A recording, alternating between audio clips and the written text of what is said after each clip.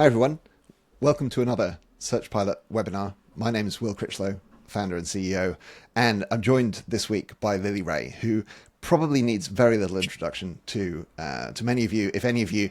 But for those who don't know, Lily Ray is works at AMSIV and has now founded an agency called Algorithmic as well. We're going to hear a little bit about that, I think. But Lily is like one of those people who I always want to hear the opinion of, especially when it comes to bursting bubbles, breaking myths, like figuring out what's really going on behind the fancy case studies you see around the place. So yeah, Lily, thank you for taking some time to join us today. Thanks for having me. I'm excited to be here. So why don't we start with what you're up to these days? You got two jobs at least. Yeah, I've got a lot going on. So I'm still working with the agency that I've worked at for over 8 years called AMSIV, where I serve as VP of SEO strategy and research, actually VP of AI search. We've kind of evolved my title recently. But yeah, so I help oversee that team. We're about 30 people, lots of different clients where I kind of jump in and help with strategy and mentoring and working with the team on different projects. But I have recently gotten the green light from them to do something that I've been really excited to do for a long time, which is launch my own solo consultancy. So I am taking on some select projects with certain clients that I feel are a good fit for my skills and my interests. So I'm kind of balancing both of those roles at once right now. Sounds busy, but It is that's busy indeed. nice problem to have. And yeah, we're definitely going to hear a little bit about your experience of actual client work in the wild. But I thought maybe a good place to start was you alluded to it there with the job title change, but obviously AI is part of everything. The way I've been talking about this a lot recently is I remember pre the kind of latest AI LLM type stuff, we were all talking about AI in Google land, a decade ago, I guess, that kind of era, with the early extended contexts and information that Google had about us as searchers. So, like putting it in that kind of longer context, what are you thinking about the relationship between search and AI visibility? Like, what's search? What's AI? How are you explaining this to clients these days? Yeah, I mean, I think Google's been using AI in its search systems, right, for a really long time. So I think it's true that in the SEO space, we've been talking about AI for a lot longer than we've been kind of having these new conversations around generative engine optimization and all these kind of new vocabulary terms that we're using in the space. But I think they go hand in hand. And I think Google's been the first to kind of say that, where it's like, you know, our search systems, our search ranking systems, our index, the different data points that Google has inform what they're using to create generative AI responses and things like Gemini and AI overviews in AI mode. So it's kind of like a layer on top of search, the way that I think about it. I think with things like language models like ChatGPT and Gemini and everything, obviously search is not the only way that they generate responses, but it's a big part of it. So they have their own training data, which is a bit more of kind of a mystery and a new development in our space as far as okay, how do we get more embedded in those responses and become a bigger part of the training data? But I think at the end of the day, when it comes to language models leveraging search indexes to answer questions, that's why I've been a firm believer that a lot of what we've been doing on the SEO side is just as important as ever for AI search, right? Because language models, not only are they using search, they're heavily using search to create lots and lots of different questions simultaneously. So it's like the more visible you are in search, the better your content is, the more descriptive and detailed your content is, the more vast your content is, the better your chances are of appearing in an AI response. Yeah, that makes sense. I've been talking about it a lot in terms of um, it's like SEO, but where you don't know what that people are searching for, Right. and that's very aligned with the kind of way we think about it because we've been increasingly viewing it as a black box. We're not trying to deconstruct the ranking factors or how do you rank for any one specific query, but really think of it as a portfolio, a universe of queries. And I think with the fan out stuff, that's even more important and powerful. I have seen a few. I can't remember if you were in some of the conversations that have been happening on Twitter just recently about some of those queries are really bad. Yeah. It turns out that the LLMs search like uh, like a non-expert searcher, shall we say? And it'll be quite interesting to see if they improve that capability. Yeah, it's been I think looking at the actual fan out queries, which we're pretty lucky to be able to see a lot of that. I That's think going to go that's away, that isn't it? I mean, that's a moment in yeah, time. we'll see. I mean, I think yeah, like I have a Chrome extension where I just look at ChatGPT fan out queries in real Mm-hmm. time, and that's super valuable. But yeah, it's not really the way a human would search. I think there's some debates around why that might be the case, just in terms of like what information they're trying to bring up when they do those fan out queries. But yeah, like I think we can learn a lot from that as well. I think a couple, maybe 6 months ago, maybe a little bit more, ChatGPT started to do a lot more like site colon searches to look Mm-hmm. within specific domains in the search results. They're definitely looking for like trusted brands, trusted entities. And I think what I'm kind of observing over time is I think they're trying to become like to bring up more and more trustworthy and authoritative results when they do those fan out queries. Yeah, it's like ChatGPT is kind of speed running search quality and learning all these things that it feels like Google learned, but also is also having to relearn. It seems around authoritativeness, trustworthiness, and so forth. And because the other one, of course, is freshness, and I think that's one of the big reasons why search is here to stay is that you need some kind of concept of retrieving the latest state of play of whatever that information looks like. And yeah, there may be different ways of incorporating that information into the knowledge of the LLM. Right now, it's all in RAG, but I mean, that you could imagine other ways of doing that. But they need to know who won the game last night, or what the weather is, or like the latest price or discount or special offer or stock status in e-commerce, any of those kind of things. They've got to get that from somewhere, and alongside the authoritativeness things that Google has learned to value, I think freshness and recency is another huge one. That yeah, again, you think about Google 10 or 15 years ago, that was where all of the innovation was. Right. Yeah, I mean, Google has QDF, right? Query deserves Mm-hmm. freshness. I think that's like I don't remember if it was a patent or like an algorithm change that they made, but it was 2007, I believe, that they first Yeah, I was started going to rolling say, I that was out. going to guess 2008, but I think you might be right. But it's Yeah. certainly a while ago. But the importance of that, and then caffeine, re-indexing, re-crawling, re-processing speed, all of that kind of stuff. Interesting. So yeah, you were saying, I think you said something just then that was something along the lines of visibility in LLM recommendations, in large part comes from visibility in search. You also wrote something that I found interesting the other day, which was the other way around. The fastest way, I think you said, to lose visibility in AI search might be to lose it in Google first. Tell me a bit about this. What are you seeing around Google updates and drops in citations? Yeah, it's been an interesting this year for me to observe what's happening in our industry, and if you also count a lot of the new people entering into, let's call it the search industry, right? Because a lot of people have kind of jumped on board with like GEO and AI search and this kind of this new channel or this new industry that's being built out where it's been almost a little bit entertaining to me to watch because a lot of these people that are entering into the space don't have the SEO background and don't have the history of how Google has created these countermeasures over the years. And so they're creating a lot of content that's actually like for any experienced SEO professional, you'd say that's really risky content. It's kind of borderline spammy content. But it's true that for a short period, a lot of that content can influence language model responses. So I understand why people are doing it. And I think also the nature of AI is like, not only can we build one page, we can build 3,000 pages or 5,000 pages in 20 Mm-hmm. minutes, right? With Yep. Claude and with all these incredible AI automations and workflows and everything. So, yes, that can work for a while, like all spammy tactics. Everything that is spam to Google, it usually works for a short period, right? That's how they figure out how to introduce countermeasures in the first place. Sometimes it can work for a year, right? Sometimes it can work for a long Yep. time while Google's developing systems to kind of like demote those types of tactics. So I think it's been an interesting year because a lot of people got a lot of confidence with certain tactics that might have influenced AI responses, but they're going to be treated eventually as spam by Google and Bing and other search engines.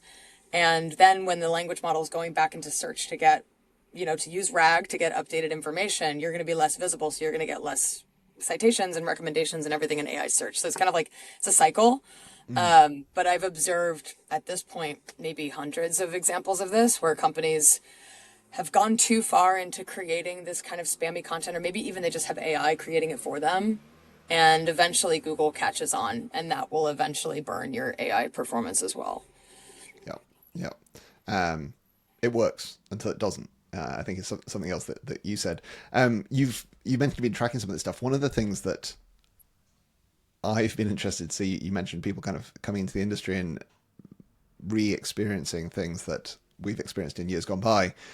It's been fascinating to see how public many folks have been about not only the tactics that they're using, but the results of those tactics, and in particular the kind of overnight success type results, which again, to folks who've been in the industry for as long as I have, and you have, sets off its own warning bells, right? Because that's the kind of thing. Rule one: don't make Google look stupid. And Right. like I feel like there's a whole load of people going, look, I did this super low effort thing at massive scale, and it worked incredibly well. And you're like, I mean, if it did, I wouldn't be telling anybody about it. Yeah. Well, it's also funny to me too because we just, at least from my perspective, like we just went through this as an industry. For me, it was like 2023 and 2024. Mm-hmm. I was following the helpful content update really, really closely. And in fact, I did like a lot of presentations and everything about that. So I dove really deep into that update. And there's so many similarities between what's happening now and what happened then. And I think one thing that a lot of site owners regret having done in 2022 who got hit by the helpful content update was they were very public about what they were doing. And I Mm-hmm. think that a lot of people, we're in an attention economy. So I understand Yep. why people want to go out on YouTube and share what they're doing and build a following and talk about these tactics. But the reality is, Google's watching, Microsoft is watching. You're making it extremely easy for them when you put out a video talking about how you're spamming their search engines or search indexes. And again, I think a lot of the people that are entering the space now that found these loopholes and found these ways to manipulate AI answers, it's like Google's watching, even if they're not watching, when you promote the tactic and enough people are doing it, you're creating a footprint that's really easy for them to reverse engineer what's happening. And so I think, for me, like, there's a reason why Googlers are coming to SEO conferences. It's not always because they want to share the latest and greatest stuff. It's because they want to hear what we're up to. Yep. So, like you said, it's like rule number one of Fight Club or SEO Club is like, you don't always share what you're doing publicly. Yeah, I mean, I'm a big fan of sharing the good stuff. We share For a lot sure. of test results, and we're trying to do things that are aligned with what the searcher wants, ultimately what the search engine wants, therefore.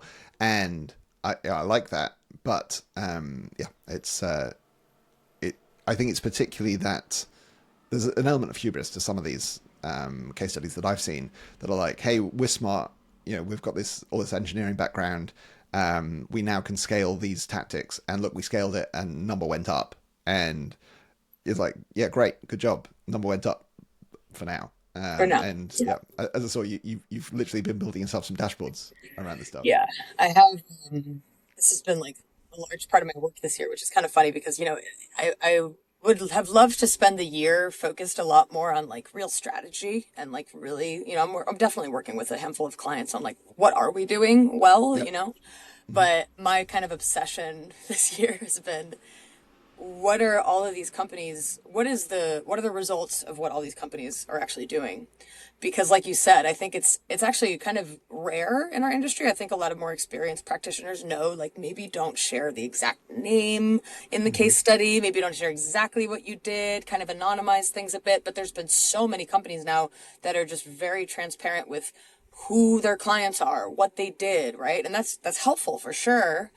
And I'm sure it's helpful for them to, like, sell more of their products or whatever. But it makes it much easier for people like me to then go and look at what actually happened. And what I see over and over again, and I built a dashboard where I update the data every week, or I get the data updated every week, and I see what's actually happening on a larger scale across, at this point, probably 250 companies that I'm tracking, is the case study gets announced usually at the peak of their traffic, and maybe the peak of their AI citations or whatever metric they're kind of focused on. And then whether it's because they're publicly naming the clients, right? Again, Google might be watching, they're making it really easy for them, or just because it takes usually, let's call it 3 to 6 months for a search engine to kind of collect enough signals to then identify it as kind of spammy and demote the Yep. site. it's usually within 6 months after publishing the case study, the site sees a really huge crash on the other side. And these companies are not updating their case studies to say, okay, they're not deleting the case study. They're leaving Don't the look at case this one studies there. after all. Right. Yeah, so it's been kind of funny for me because I'm just like, wow, this is a unique opportunity in our space to really kind of like check whether what people are selling is true long term. Yep. Yep. And I'm very interested in long term success when it comes to SEO, not just what works for 3 months. For sure. For sure. And you mentioned helpful content update before. I know that you obviously you built a big part of your personal brand around your expertise in that area and your expertise, ironically, not ironically, in expertise, authoritativeness, and trust. I know that a lot of people in that time were reaching out to you because they'd been burned, right? So Right. people would come to you and say, "Hey, Lily, we screwed up. We did bad things. Can you help us?"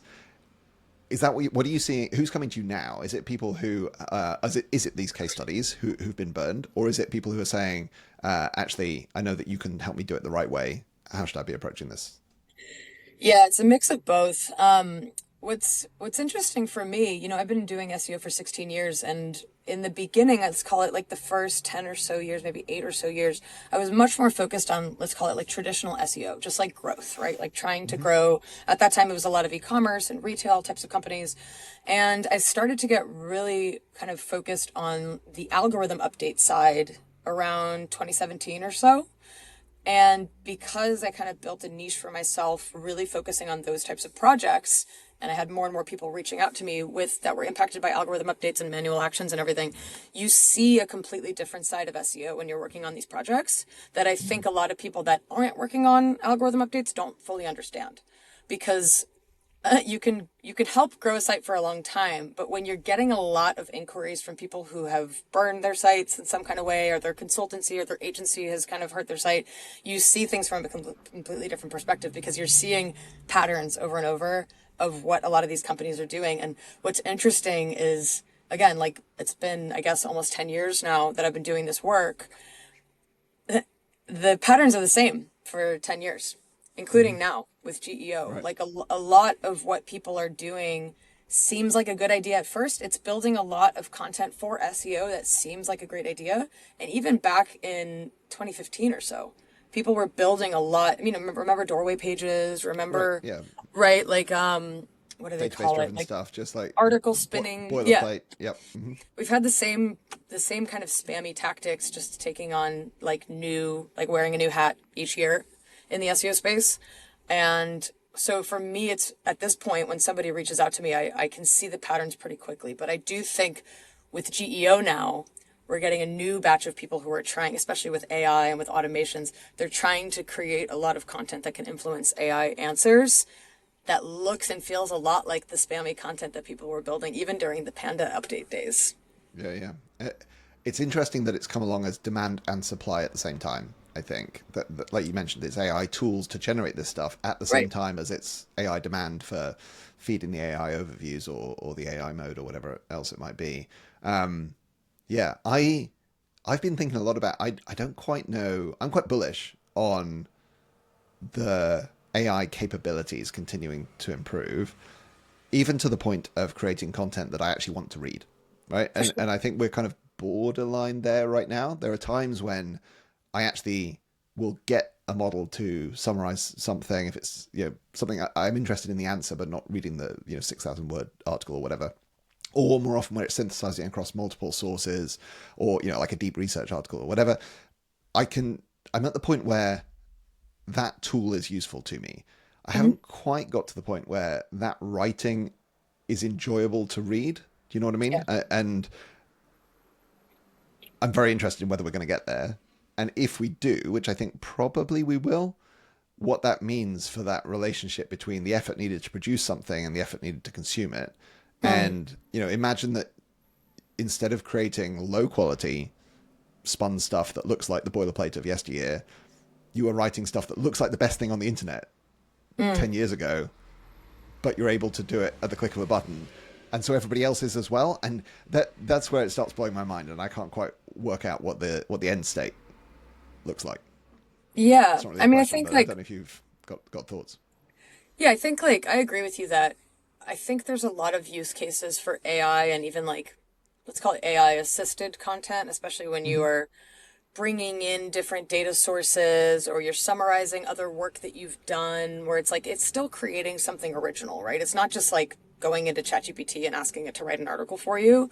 Hmm. I think there's a lot of opportunity there, and I do think there's many use cases where AI generated or AI assisted content is probably sufficient for whatever it is, like an e-commerce product description or something. Like it's fine if Hmm. it's AI generated, right? It's getting the main points across. Where I do think things get interesting is like there's still a really big difference between reading something that a human wrote in their own voice and reading an AI generated piece of copy, no matter how much you prompt it well. I think a lot of people debate me on this, but like Yeah. I have yet to see an AI generated article that even went with the best prompting in the world and the best automations and everything built in, it doesn't feel like reading like something kind of Humanity. cheeky and witty and funny Yeah. that a human wrote, right? So like I'm still waiting for that to happen. Maybe we'll get there. But I think what makes reading human writing so enjoyable is everyone has a unique voice and everyone uses language differently and everyone tells different jokes and everything. And like even when I go into AI and I'm like read all the work I've ever written and write an article as if you were me, it doesn't sound anything like me. Mm. It's like not how I would write. So I think we're still a ways away from that.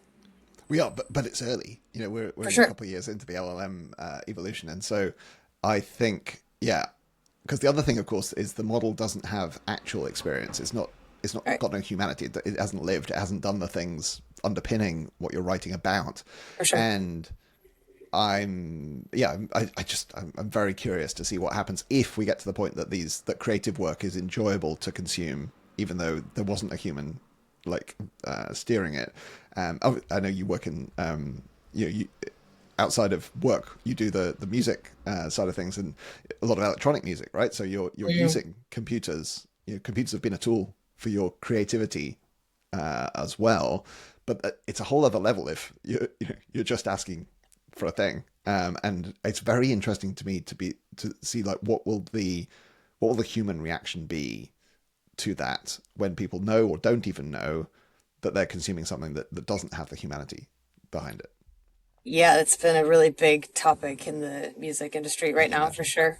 Yeah, I Yeah. think it's a hard one, right? Because even if you like philosophically believe, as I do, right? Because I've been a musician since I was 6 years old, like I would much rather listen to human generated music than AI generated music. Hmm. And I very much enjoy seeing musicians that are humans play and perform and everything. But at the end of the day, do I listen to and probably DJ tracks that have some level of AI generated music in them at this point? Probably. Like, I'm Yeah. not Right. doing that work to like go Yeah. investigate how the tracks were built. And even with DJing now, there's all kinds of AI tools that you can build into your DJ software to like help me mix these tracks, in the most Hmm. efficient way, in the same key, the same BPM and everything. So it's like everything's becoming Yeah. AI assisted now. Yeah. Well, that's not my world, but it's I find it interesting from a distance. But coming back to the stuff that I know a bit more about, we talked about the tactics and we talked about what folks are doing to manipulate or whatever else it might be. Thinking about it from the other side, on the actual models and the search providers and so forth. One of the things they've been struggling with, of course, is the kind of hallucinations, misinformation. It's definitely improved versus you think about the early AI overviews type mistakes that Google was making. But I've been a little bit surprised that all of the frontier labs, and probably especially Google, have been surprised that they're in an adversarial environment. It's like who writes the internet, right? Like, why did you think you could just like repeat it and it all would be okay? Have you have you had any kind of insights or engagement from that side? Do you know what they're doing on the model side or on the Frontier Labs side? What the chat providers are doing to learn from the history of search, the history of adversarial information retrieval? Yeah, I did a bit of a presentation about like potential ways that the AI companies can combat like spam. They don't really call it Hmm. spam as much for now. It's more like LLM poisoning and prompt injection and Misinformation and attacks. yeah. Yeah. Hmm. I mean, there's all kinds of work being done on that front, right? To try to mitigate like bad information, dangerous information, and people Yep. taking over, your response to do some type of prompt injection or some type of attack or whatever. I think there's a lot of like innovation happening on that front. I don't know that we've seen so much of it yet. I mean, I've been really surprised by, especially in like, and I wrote a Substack article about this, but like just how easy it is to get AI generated content, in many cases, like really bad AI generated content to appear as a citation or to influence Mm. the model and to influence the answers. Yep. So I think they have a lot of work to do on this front. But like you said, we're in early days. I've been surprised by it doesn't feel like they're moving quickly enough in my opinion. I don't know how much actually goes into getting that stuff right. But like yeah, it's been very surprising to me because I wrote an article about this where it's like when it starts to cite AI generated information, if the AI generated information is not great, and then another LLM is picking up that answer, it becomes this cycle where it's just like a piece of bad information can get generated. And for me, like a good example of this is literally GEO advice. There's a Right. lot of Ironically. really Yep. bad GEO advice that's not rooted in real evidence or real facts, but it's Hmm. somehow become like institutionalized because so many people are writing about it and using AI to write about it, and then the LLMs are looking at that information and recommending that. Yep. So that's been scary because GEO advice is not the most like dangerous thing on the internet, but think about what happens when it is quite dangerous. Right. It reminds me, everything old is new again. Reminds me of the a thing we used to look at in our old like reputation monitoring and reputation management days. Of there'd be times when somebody could add something to Wikipedia because obviously anybody can edit Wikipedia, and then some journalist who should have known better quotes it in an article, doesn't obviously credit Wikipedia because that would be bad journalistic ethics, just references an unnamed source or whatever, but actually they got it off googling and they found it in Wikipedia. But then of course Wikipedia can cite the news article, and suddenly it's baked in and you can't get that removed from Wikipedia from that point onwards because it's Yeah. neutral, right? It's like, no, it's a fact, it was in this newspaper. And it feels very, very similar to that kind of thing of like it's feeding on its own tail. Yeah, I mean, I think this created like a whole new category of, let's call it negative SEO or just misinformation, Mm-hmm. disinformation. It's going to be a big challenge.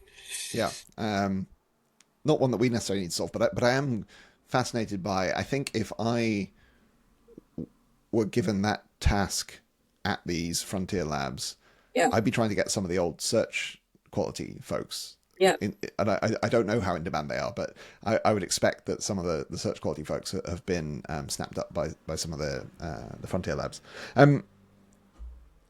Pivoting to a different area of tactics, one of the things that has come up quite a lot recently when I've been talking to, so we don't do any prompt tracking in Search Pilot. We're focused much more on the clicks and the downstream traffic that results in from search or AI visibility.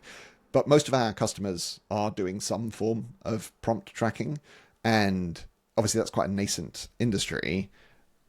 How are you thinking about search volume, prompt tracking, synthetic prompts, all of that whole kind of area? What's your Yeah. what's your biggest take on that? I mean, I think prompt volumes are directional at best if tools are providing them. I've heard a bit about how tools might collect prompt volumes, and it's yeah, again, very, very sampled and very, very directional. Mm-hmm. And I think what's funny to me is like with the ways that AI is changing and evolving over time, especially in the sense that it's becoming increasingly personalized and people are asking increasingly detailed questions. Like we know that's true, right? Google has shared searches are getting much longer. People are becoming more comfortable going into AI mode and Gemini and asking something super long. They literally just updated Google at Google I/O to be able to support much longer queries, Yep. right?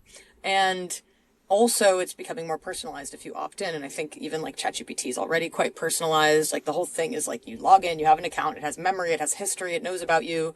For me, if I ask about SEO experts or whatever, every time it's like Lily Ray's really great, and I'm like, did you say that because I'm Lily? It's like, well, yeah, but you're also great. And it's like that's just a silly example, but like every time now you ask something, it almost like tries to show off by how much it knows about you. Mm-hmm. So this whole notion of like tracking prompts and trying to measure volumes and things like this is going to be increasingly difficult over time. I understand why people want to do it and need to do it. Like we do it at AMSIV, I do it with my personal clients. But it is very much directional. And I think what's funny to me is like because of that, it's almost like search volume from actual keywords is still almost for me one of the best sources of truth. Right? Because query fanouts can be so different. They could be infinitely different. They could be infinitely personalized. But at the end of the day, the search keyword that has search volume that we've used for 25 years in the SEO industry is actually like the core meaning of what they're searching for. Yep, And that yep. we have real volume data for that. So it's funny because I feel like we're almost like we've gone in this big circle where I'm like, actually, I think monthly search volume might be the best metric to focus on. Interesting. Yeah, I like that. I've been describing the first thing you described there of like the problem of long queries or long prompts plus history plus knowledge plus context as like everything is search volume one, right? Right. Like they're essentially unique, and whether they're unique because we're typing a paragraph and my paragraph is going to be different to your paragraph, or whether they're unique because, like you say, the history knows who you are, what you're looking for, and your context doesn't really matter.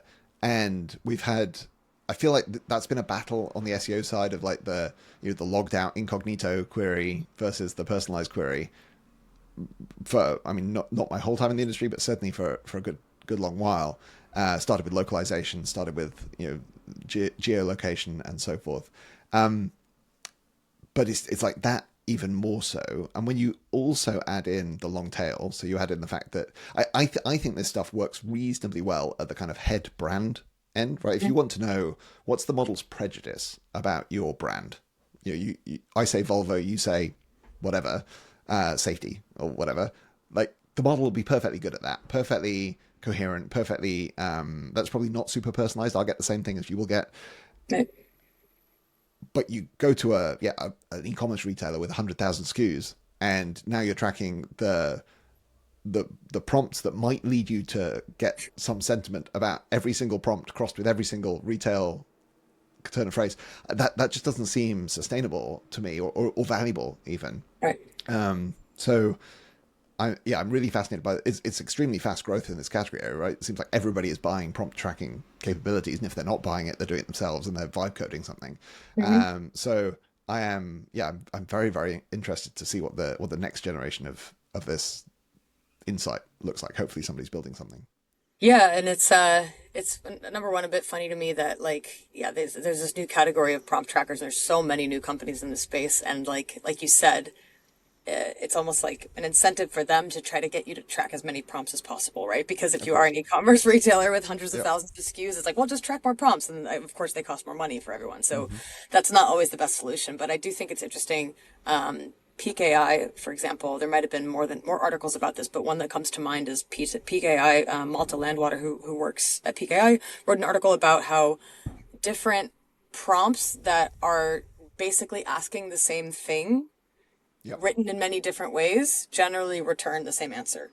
So I thought that was Mm-hmm. really interesting Kind research of because then it's clustering. like, yeah, it's like keyword clustering. So it's like maybe Mm-hmm. we don't need 5,000 prompts. Maybe we only need 1,000 or 500, whatever, that are like really the core question that the user's trying to ask. But of course, we can expect that users will ask us in many different ways. Interesting. Yeah. I haven't seen that research. I should definitely check that out. But yeah, and there's just so much interest, noise, and froth as well. Like, you see some of the huge VC raises implying that some of these companies that are brand new are as valuable as SEMrush sold to Yeah. Adobe for. It's like it's wild. Wow. So Absolutely wild. we live in interesting times. Bit more off the wall. Two kind of final things as we wrap up. One is we haven't talked about agentic shopping. And this is kind of yet another thing, right? We talked about the supply and demand of AI supplying stuff to put on your website, as well as the AI overviews and AI discovery. Agentic shopping feels like another different thing. It's like it's kind of users using AI in a different way. What are you seeing and hearing? Is it just too soon? Is it just hype at this stage, or is there something real going on there? I mean, I think right now, I don't think it's hype. I just think we're in really, really early days in terms of user behavior. Like I have a team at AMSIG, our tech SEO team, that is really diving deep into this stuff. We're trying to learn all the best practices and web MCP and like AC2 or AP2 and ACP, like all these new things that are being rolled out to get Mm-hmm. sites compliant with, agentic commerce and agentic search. So there's kind of new stuff developing on that front every day. But I do think it's really early, and I think it's going to take a while for the average consumer to be comfortable letting an agent shop for them, right? I think maybe with really mundane things, it'll be like, okay, sure, you can buy the toothpaste that I buy every month on Amazon or whatever, right? Mm-hmm. But I think it's going to take a while for people to be comfortable letting an agent make purchases for them. That being said, I do think Google in particular is doing really impressive stuff with personalization. Like, I don't know if you've used like personalized AI mode yet. Maybe. I've turned it on, but yeah, I haven't dived deep yet. Yeah, it's really cool. Because Google, of course, has access to all your purchases, right? If your Mm-hmm. purchases are tied to your Gmail or whatever, like my all my entire shopping history is in my Gmail for the last 10 or 15 years. So Yep. it's really easy to go into AI mode and say, find me a pair of shoes that I would like, or Mm-hmm. find me a outfit that I like to wear to a conference presentation. And it's like, well, you've worn these at your past conference presentation, so here's the thing you should buy. So I think it's quite feasible that in a year or 2 years, I'm going to say, okay, find me the outfit and then go get me the outfit. Go find the best Yep. deal on the outfit, right? So I think Mm-hmm. it's scary and it's a big transition right now for everyone, but I think it's fair to assume in 5 years that's how we'll make purchases for sure. Yeah, I agree. I think you've there's something really interesting about the discovery piece and the checkout piece. So that maybe there's still a moment in the middle where you're like, you sign off on it, you're like, yes, yes, that one, or it gives you a few options, and you're like, you're choosing between them, and then, like you say, it's about finding maybe not just the cheapest, but some combination of cheapest, fastest shipping, Right. trustworthy returns, whatever it might be that that you care about. I think the discovery piece is just giving it all the context, or gathering that context in a kind of deep research mode. Whether it's looking at your Gmail, like you say, whether it's on your phone, and it's you can imagine the Apple version having Totally. access to your iMessage or whatever it might be if they can figure that out. And then the other end is the go get it piece, which I think that is much easier to imagine automating, because to my mind that looks like fancy Apple Pay. That's Hmm. like, nobody wants to do the actual checking out. Like, so it's possible to enjoy shopping, as in the process of browsing, selecting, choosing, looking at all the different items, imagining yourself buying them. I don't think anybody enjoys filling out the form and looking at their credit card details That's right. and whatever else. So like fancy Apple Pay, like, yeah, that one from that place. I definitely buy that. Um, so final thought.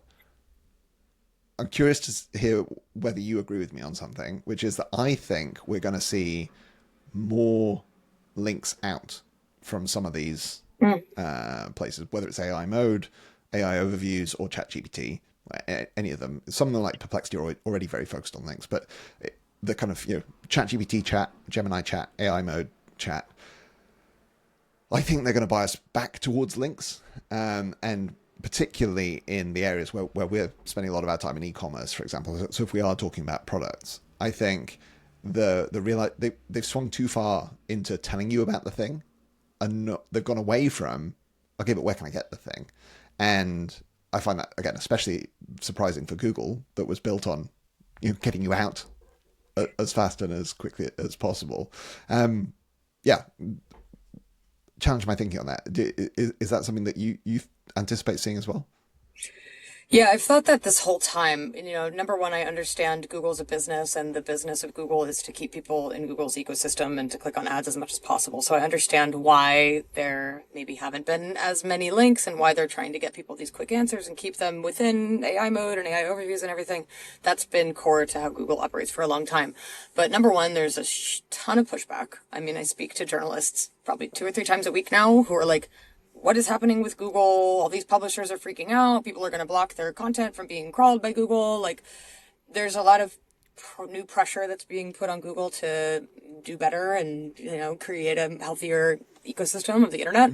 Mm-hmm. So for whatever that's worth, that could have some impact. I've seen on the recipe side, for example, Google has Saw seen a that. ton of pressure and now they're adding some more links. I think I think, yes, I agree with you. They're going to add more links. And I think that whatever the future of AI mode looks like, it's probably going to look a bit more like Web Guide, which is kind of like a blended Yeah, traditional search with AI search. I think it's going to be much more interactive with lots of different links and images and things to click on and everything. But what I also think is important for us, people like us, to acknowledge is like, even if they do that, that doesn't necessarily mean users are going to want to click on it, right? I think the reality is Google's been pressured by companies like OpenAI to make these changes because user behavior is changing and because people do want to just have conversations with their device or their wearable and ultimately not click on anything because a lot of this stuff is going to happen through voice, right? So it's like yeah. we have to Finally, also, yeah, we have to come to terms with the fact that even if they do add more links, that doesn't necessarily mean there's going to be more traffic. on that happy note, I think one of the things that I would encourage our audience to follow you for is all of the, as I said at the top, dispelling the myths, bursting those bubbles, but also just having generally a very positive outlook as you do it. So although we're ending on the down of the clicks maybe going away, where can people best get your latest takes and stay up to date on what you're thinking and researching? Yeah, you can go. I have a lot of different social platforms that I post on frequently. I'm on X almost every day, and I try to post on LinkedIn every other day or so. And then I also have my Substack and a couple of personal websites you can check out as well.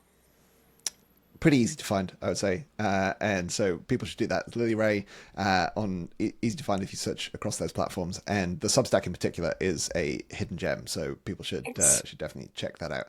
Thank you for joining me today, Lily. Great Thanks conversation. for having See you me. soon. Hey.